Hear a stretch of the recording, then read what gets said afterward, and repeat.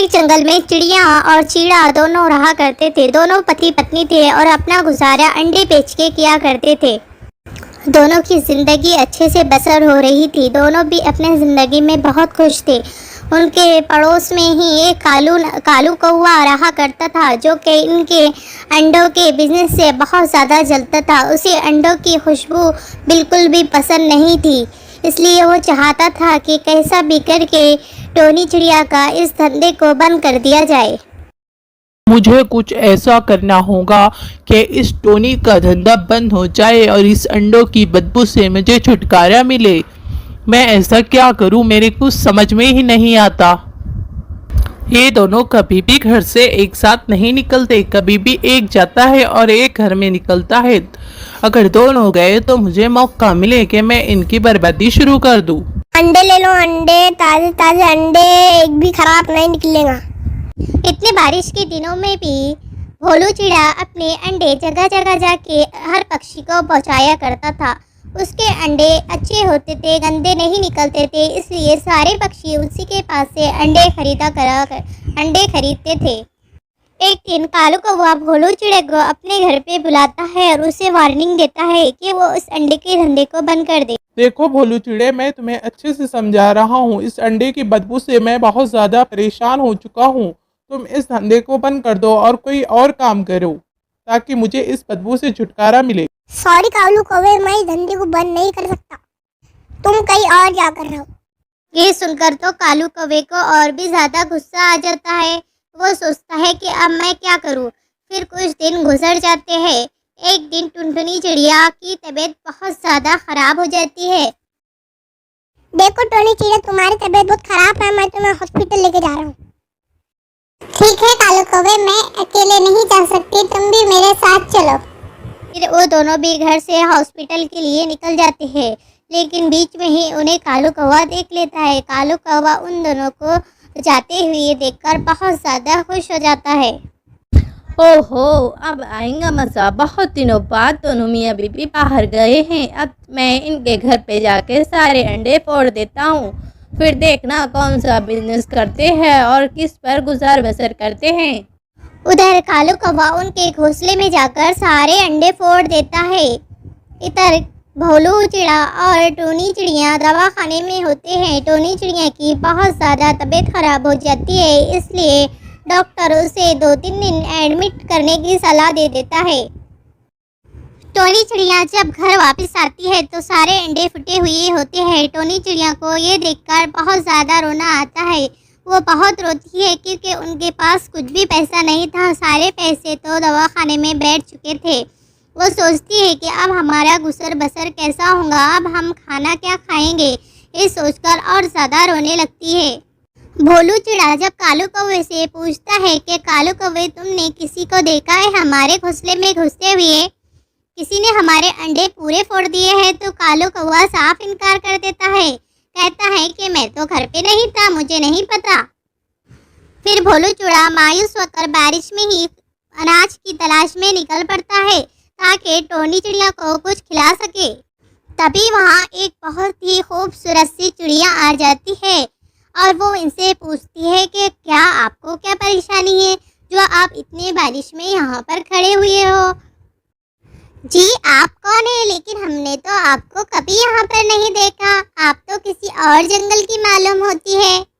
जी, आप सही कह रही हो, मैं इस जंगल की नहीं हूँ, मैं दूसरे जंगल से आई हूँ। आपको देखा तो यहीं पर ही रुक गई।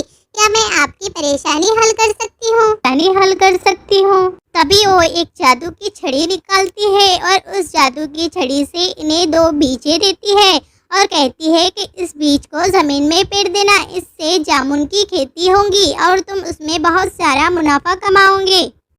फिर भोलू चिड़ा और टोनी चिड़िया उस बीज को लाके अपने घोंसले के सामने ही पेड़ देते हैं। कुछ दिन गुजर जाते हैं। थोड़े दिन के बाद वहाँ पर बहुत बड़े बड़े जामुन के दरख्त उगाते हैं।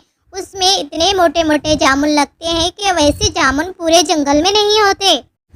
फिर भोलू चिड़ा सारे जंगल में उस जामुन को बेचा करता था। उसके जामुन इतने मीठे और लजीज थे कि सारे पक्षी उसी के पास से जामुन खरीदा करते थे। देखो टोनी चिड़िया, हमारे जामुन इतने अच्छे और इतने मीठे हैं कि सारे पक्षी हमारे जामुन ही खरीदते हैं। अगर वो पक्षी मुझे मिले तो मैं उसे धन्यवाद करूं। उसने हमारी बहुत बड़ी मदद की है। अंडों से ज़्यादा तो हमारे जामुन बिकते हैं। ओह तो अच्छा, अब इस जामुन को बेचकर पैसे कमाए जा रहे हैं। मैं तो इस भोलू चिड़े से अपने बेइज्जती का बदला ज़रूर लूँगा। इसने मुझे किस तरह से बेइज्जत करा था जब मैंने इसे अंडे बेचने का मना करा था। चलो मैं इस जामुन को खा के देखता हूँ और सारे जामुन को अपन लेके चले जाता हूँ और सारे जामुन मैं खुद बेच देता हूँ।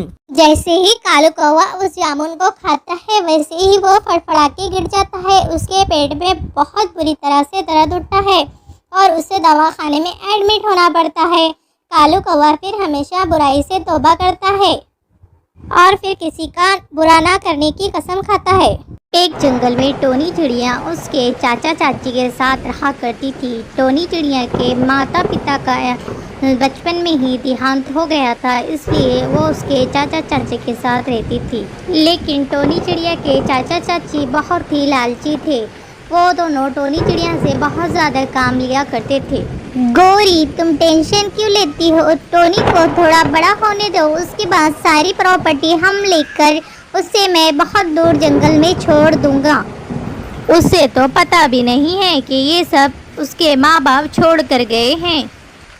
तभी टोनी चिड़िया आ जाती है और वो अपने चाचा की सारी बात सुन लेती है। उसे ये सुनकर बहुत ज़्यादा अफसोस होता है। अब मैं कहाँ जाऊँ? मुझे तो पता भी नहीं था कि मेरे चाचा इतने चालाक हैं। मुझसे जिंदगी भर तक सारा काम लेते रहे। मुझे कभी पता नहीं चलने दिया कि ये सब पैसा मेरे माता पिता का ही है। अब मैं मेरे चाचा के साथ नहीं रहूँगी। ये तो बहुत ज़्यादा चालाक निकले। मैं यहाँ से बहुत दूर जंगल में चली जाऊँगी। फिर टोनी चिड़िया वहाँ से बहुत दूर चली जाती है और वो किसी एक जंगल में जाके रुक जाती है। पर वहाँ जाकर उसे बहुत ज़्यादा डर लगने लगता है। वो सोचती है कहीं मैंने यहाँ पर आकर गलती तो नहीं कर दी। इस जंगल में तो कोई भी पक्षी नहीं है। अब मैं यहाँ से कहाँ जाऊँगी? आगे तो शायद जंगल सूखा पड़ा है। मैं थोड़ी देर इंतज़ार करती हूँ, शायद से कोई पक्षी यहाँ पर आ जाए। मुझे लगता है सारे पक्षी अपना अपना अनाज ढूंढने के लिए गए हैं। शाम तक वापस आ जाएंगे। थोड़ी देर रुकने के बाद टोनी चिड़िया को बहुत दूर से एक रोशनी नजर आती है। टोनी चिड़िया सोचती है कि शायद कोई इंसान होगा, लेकिन वो फिर डर जाती है। वो रोशनी धीरे धीरे ज़मीन की तरफ आने लगती है।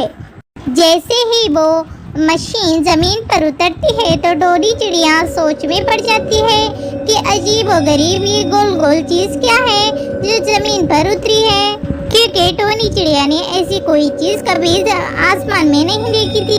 वो तो एक स्पेसशिप थी जो एलियन लेकर आए थे। तभी उसमें से 2-3 एलियन उतरते हैं। ये देख के टोनी चिड़िया तो बहुत ज़्यादा चौंक जाती है। ओह नो, ये तो स्पेसशिप है। इसे तो मैंने एक पिक्चर में देखा था। कौन सी पिक्चर थी वो? हाँ, वो पिक्चर ऋतिक रोशन की थी। उसका नाम कोई मिल गया था। उसी में उसने एलियन से दोस्ती की थी। तो क्या सच में मैं एलियन को देख रही हूँ? मुझे तो बहुत ज़्यादा खुशी हो रही है।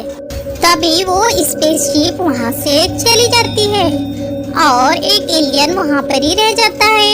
ये देखकर तो टोनी चिड़िया चौंक जाती है कि ये सारे एलियन चले गए और इस एलियन को क्यों छोड़ दिया। उसी टाइम एक हाथी वहाँ पर आ जाता है और वो एलियन को देखकर मारने लगता है। वो एलियन को इतने ज़ोर से मारता है कि टोनी चिड़िया से रहा नहीं जाता और वो सोचती है कि ठीक है, मैं ही एलियन की मदद करती हूँ। फिर टोनी चिड़िया जाकर एलियन की मदद करती है। ये देखकर वो हाथी वहाँ से भाग जाता है। फिर एलियन टोनी चिड़िया का धन्यवाद करता है, लेकिन टोनी चिड़िया के तो कुछ समझ में ही नहीं आता कि ये एलियन क्या बोलना चाहता है। फिर टोनी चिड़िया उसे ध्यान से देखती है तो वो समझ जाती है कि वो उसका थैंक यू कर रहा है। एलियन, मैं तुमसे पूछ रही हूँ कि सारे एलियन उस स्पेसशिप में चले गए और तुम अकेले यहाँ पर क्यों रह गए हो? तुम्हारा तो यहाँ पर कोई नहीं है। अब तुम यहाँ पर रह के क्या करोगे? फिर एलियन टोनी चिड़िया को इशारे से बताता है कि उसका लॉकेट कहीं पर गुम हो गया है और वो उसे नहीं मिल रहा है। जब तक वो उसे नहीं मिलेगा वो उसकी दुनिया में नहीं जा सकता। तभी टोनी चिड़िया उस एलियन से वादा लेती है कि जब तक के तुम्हारा लॉकेट नहीं मिलता तुम मेरे साथ रहो, मैं तुम्हारी मदद करूंगी। ढूंढते ढूंढते एक दिन टोनी चिड़िया को वो लॉकेट चील के गले में मिल जाता है। चील भाई प्लीज, ये लॉकेट एलियन का है, ये लॉकेट आप उससे दे दे। इस लॉकेट की मदद से वो अपनी दुनिया में चला जाएगा। ए टोनी चिड़िया, तुम्हारी इतनी हिम्मत कि तुम मुझसे लॉकेट मांग रही हो? फिर चील में और टोनी चिड़िया में बहुत जोर की लड़ाई होने लगती है। चील टोनी चिड़िया को बहुत ज्यादा जख्मी कर देता है, लेकिन टोनी चिड़िया अपने दोस्त के लिए लड़ती है और उस लॉकेट को छीन कर वहाँ से उड़ जाती है। टोनी चिड़िया इतनी ज्यादा जख्मी हो जाती है कि वो बहुत मुश्किल से उड़ उड़कर अपने घर तक जाती है और घर जाकर वो बहुत बुरी तरह से बीमार पड़ जाती है। फिर एलियन अपनी लॉकेट की मदद से टोनी चिड़िया के सर पे हाथ रखता है और अपनी शक्ति से उसे अच्छा कर देता है और वहाँ से चला जाता है। एलियन के जाने के बाद टोनी चिड़िया बिल्कुल अकेली हो जाती है, इसलिए वो जंगल जंगल घूमती है ताकि कोई दोस्त बना सके। जंगल में घूमते घूमते टोनी चिड़िया को एक जख्मी परिंदा मिलता है। उसे देखकर वो वहीं पर रुक जाती है ताकि उसकी मदद कर सके। आप तो बहुत बुरी तरह से जख्मी हो गए हैं, चलिए उठिए, आपका घर कहाँ है, मैं आपको आपके घर पे छोड़ देती हूँ। फिर टोनी चिड़िया उसे बोलने के लिए हाथ लगाती है तो वो परिंदा अच्छा हो जाता है, उसके सारे जख्म सब सही हो जाते हैं। ये देखकर वो परिंदा बहुत ज्यादा खुश हो जाता है। अरे चिड़िया, तुम तो जादू जानती हो, तुम्हारे हाथ लगाते ही मेरे सारे जख्म अच्छे हो गए। अरे नहीं नहीं भाई, ऐसा कुछ नहीं है, मेरे भी खुद समझ में नहीं आ रहा है ये सब कैसे हुआ, मैं तो खुद हैरान हूँ। फिर वो परिंदा सारे जंगल में ये बात फैला देता है कि मैं बहुत ज़्यादा जख्मी हो गया था, टोनी चिड़िया के हाथ लगाते ही मैं एकदम से अच्छा हो गया। शायद टोनी चिड़िया कोई जादू जानती है। फिर सारे पक्षी टोनी चिड़िया के पास अपना इलाज कराने आने लगते हैं। ये बात उड़ते उड़ते टोनी चिड़िया के चाचा चाची तक भी पहुंच जाती है कि टोनी चिड़िया तो बहुत ज़्यादा जादू जानने लगी है।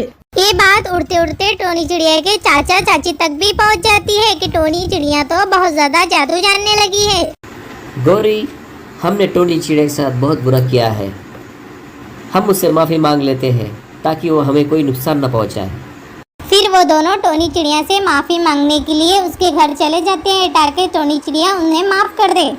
टोनी चिड़िया, हमें माफ़ कर दो, हमने तुम्हारे साथ बहुत बुरा किया है, तुम्हारी चाची भी तुमसे माफ़ी मांगना चाहती है।